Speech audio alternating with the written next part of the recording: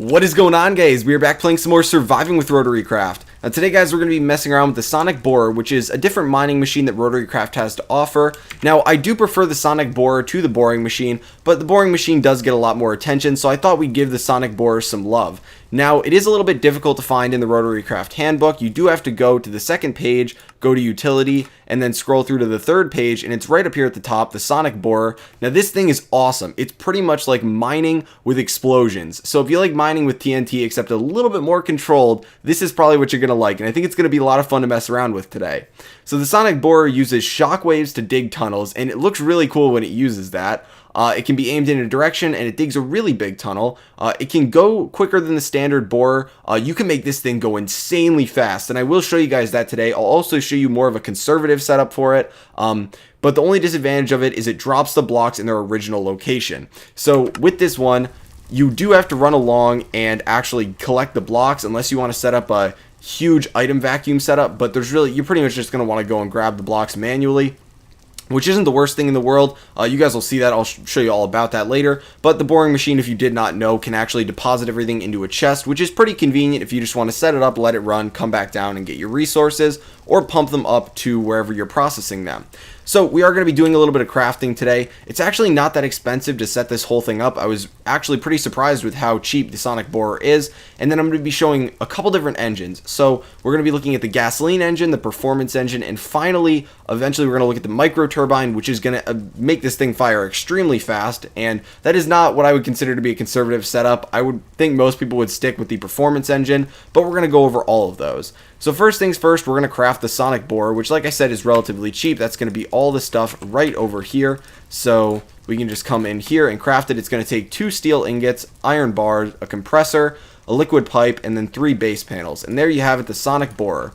So if you look at the requirements for this, it's going to require 65 kilowatts of power and 4,096 newton meters of torque. So it's actually not that bad to get. That's pretty much what you're going to get from a gasoline engine, but I'm going to show you why you're actually not going to be using the gasoline engine at all later.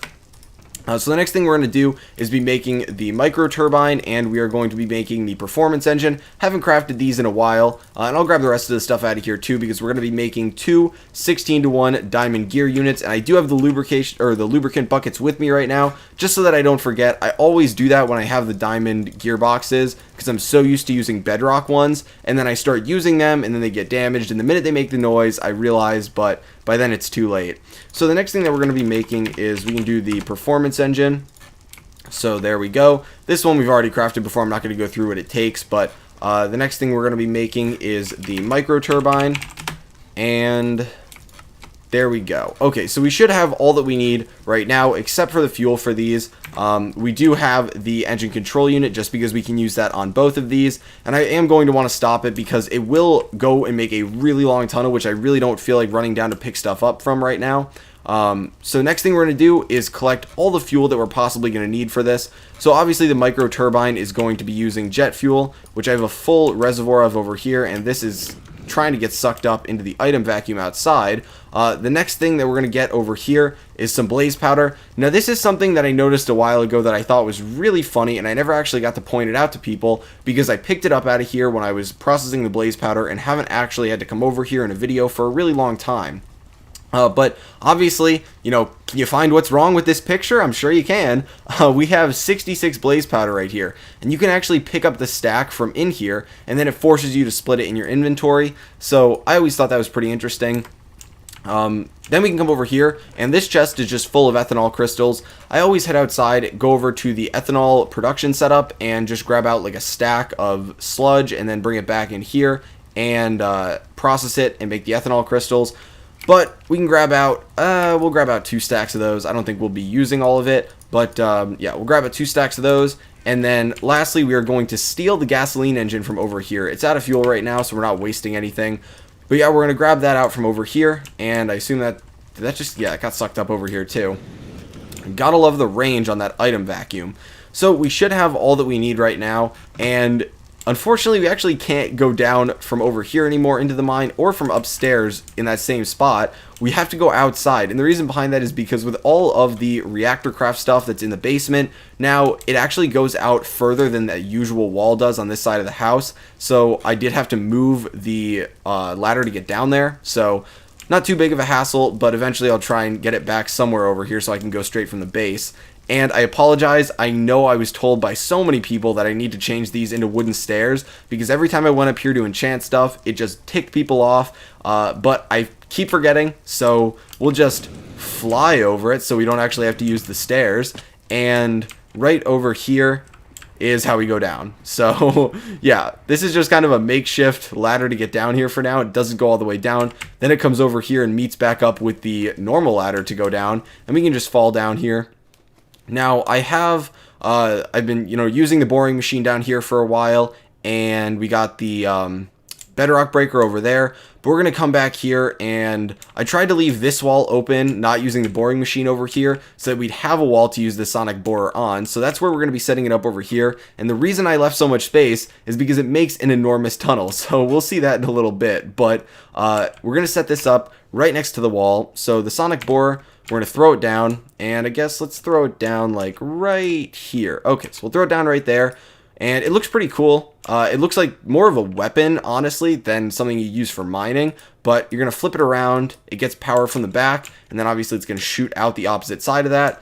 So we can start out with the gasoline engine. So if we take a look at the gasoline engine output, it's outputting 128 Newton meters of torque. It's giving us just enough power. I actually don't, so we're going to have to use, I want to say, both diamond gearboxes for this.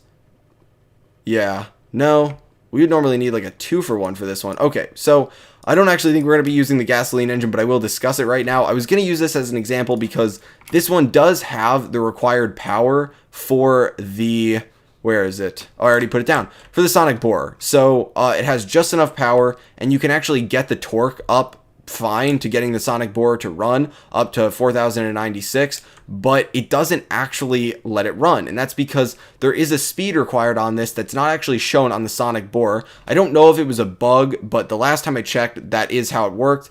And so it didn't list it, but the gasoline engine actually wouldn't let this run. I don't know if they fixed that, and that's why I was hoping to test it out here. But I would just say go with the performance engine because it's going to be better anyway. And the higher the speeds you get, the more effective it's going to be because it just decreases the time in between shots. Because when we're hovering over the sonic borer, it doesn't have an actual processing time. It's got pressure, and the pressure builds up, and then it fires off, and then it has to build up again. And so an increased speed at the required torque is going to allow this to fire a lot faster. So we'll start with the performance engine, which is only going to require one gearbox. So we can throw down the gearbox, flip it around, and then I got to remember to put in the lubricant right now. Oh, thanks, inventory tweaks. Gotta love them. So we got the lubricant in there right now, and then we can throw down the engine control unit, and I guess actually, you know what, I'm not going to throw this down just yet because I'm going to actually throw that down for the micro turbine because it's going to have to spin up for us, and so we're going to have to put in a good amount of fuel for it. But we'll throw down the performance engine and flip that one around like that, and then we can throw in the blaze powder, and I'm not going to throw in that much because we're going to be breaking this, but then we can throw in, how much do we want to throw in? Maybe 16 here. It's going to start running, and you can see that the pressure's starting to build up, and oh, get ready for it. Oh, it's like waiting for a bomb to go off. Okay guys, so we are back. I figured out what the issue was. So it seems like the sonic borer will not fire if there's a block that causes an issue for mining, which seems to be lava and bedrock. So I don't actually know if water causes an issue, so we're going to test that out in a second. But this isn't really great considering right now we're mining and there's a ton of lava if we look in this direction. But you guys can still get a good idea of how this works. So right now you can see the tunnel size. It's fired off a couple times. This was just using the performance engine, so it wasn't super fast, but it actually will go up in pressure, and then it'll hit the 400 mark, and it'll just reset. So even if it can't mine it, it still reduces the pressure inside of it and just keeps going. So we're going to throw back down the performance engine, and I'm going to let this run until it actually hits more lava, and we can test it out with water. So I'll throw the water down right right there, because even if the lava was there, it'd still be interfering with it. So we'll test this out, considering running into liquids would be a very common thing. Oh, great, and it's storming outside. So let's throw those in there, and we're actually going to have to throw a little bit more in terms of, yeah, so it'll run for 5 minutes. So, yeah, so it does look like any liquid is an issue for this, but if we get rid of it, it should fire off on the next one, and there we go. That is so awesome. I love that so much. So, it actually will hurt you if you get in the way of it, so let's get in the way of it. It'll push you, too. What? Normally it pushes you. Push me. There we go. It pushes you and does half a heart of damage, but that can actually be a pretty big threat when we hook this up to the micro turbine, because, I mean, it's really funny. It's like just repeatedly, it's just shotgunning it just left and right. But I think it's awesome. It makes an awesome sound. Like I said, it's kind of like mining with explosions. Makes a huge tunnel. I think Etho would like this if he played with RotaryCraft. So let's see. So it's still firing. It is a little annoying when you start hitting gravel, though, because you'll see why in a second. It fires and then it counts those gravel blocks as a whole new block, or a whole new like set of blocks. So it's going to hit more gravel and then it's going to mine those too. But really, outside of that, I think it's a lot of fun to use. So I wouldn't consider it to be more effective than the boring machine. I think the other boring machine is a little bit more effective for the average player. Especially because you can put Silk Touch on that. I don't know if you can put Silk Touch on this, but you can see, ooh, we did hit some diamonds there. But yeah, if you can't Silk Touch it, then it's a lot more inefficient, because then you can't put things through the extractor, and that just destroys the amount of diamonds that you're going to get. But okay, so I think we've had enough fun with this for now, and now it's time to have even more fun with it by hooking it up to an even more absurd power source. So we're going to break the performance engine. Not going to miss out on much here. The main reason is because I don't have a water supply for the performance engine right now, so I don't want to leave that running for too long. Eventually I would set up a pump down here, but yeah, we don't want that exploding on us. So now we're going to hook up the micro turbine, and this is actually probably how I would run it, considering I'm at a point where producing jet fuel really is not an issue, and this amount of jet fuel in this micro turbine would be absurd. I think I'm actually going to bucket it in for now. And we're just not going to use the engine control unit, because if I throw all this in there, it's going to get to the end of the tunnel before it even consumes a fraction of this reservoir. So we can throw down the micro turbine here. Now keep in mind, it's going to start out a lot slower because this does have to wind up. And you know what, we actually have to break this and put down another gearbox. So we're going to have to put down a second 16:1 gearbox, and that'll get it to the perfect ratio. So we got 2 of those. Got to remember to put my lubricant in there. So lubricant in this one, and now we throw down the micro turbine. Oh, micro turbine, and I guess I can throw down the engine control unit below it just to turn it off if I need to. Throw the lever down on this one, and I'm gonna bucket it in there. So here we go. Reservoir down, bucket it, and it should be good to go. So slowly gonna start turning. It'll take a little bit before this even starts functioning. So you can see it goes to 102 and then stops, and now it's finally going up very slowly. Okay, so we got to keep this fueled. How long is that fueled for? Fueled for 11 minutes. Okay, that's fine. So you can see, starts out relatively slow. Speed starts going up. This is not too much power for this. I know in the book it does warn you if we go over, and I'll just go to it right now real quick. But if we go over to utility, go over to the sonic bore, it does warn you if you supply too much power, this machine will suffer a violent failure. I assume that's if you use, like, I want to say like a gas turbine on it. I don't know why you would. I just assume the pressure goes up too much, too fast, because that's way better than the micro turbine. But you can see it's still firing relatively fast, and it might... Okay, so it's stopping right now, so that's because of the lava back there. So we're going to stop this altogether, and we should run down here, and you can see there's a lot of stuff that we have to collect, but it does run into lava, and that's another issue. So the minute the lava starts spilling out, it can't go any further, and of course that's a big issue right now because there's a ton of lava around here. So I think what we can do is, I want to say face this a different direction and let it go. It doesn't look like there's much lava in that direction, but there's a ton down here. I can't really look at the map as a reliable source of information for that.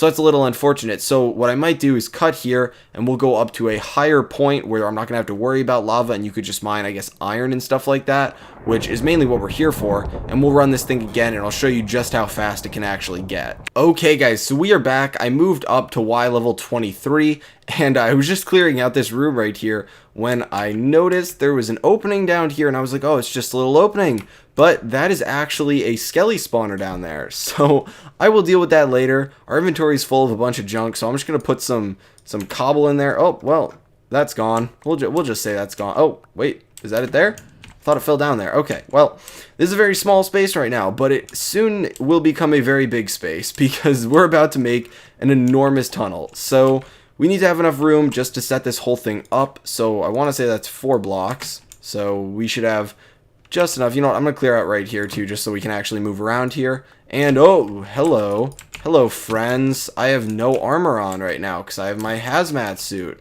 Okay, I don't want to deal with that. Okay, good. Thought one would be standing right there. Yeah, I have my hazmat suit on still, so I don't really feel like dealing with that. But we're going to throw down the sonic borer and oh, flip it around. Oh my gosh, I'm clicking too fast. There we go. Flip it around. Okay, we're good to go.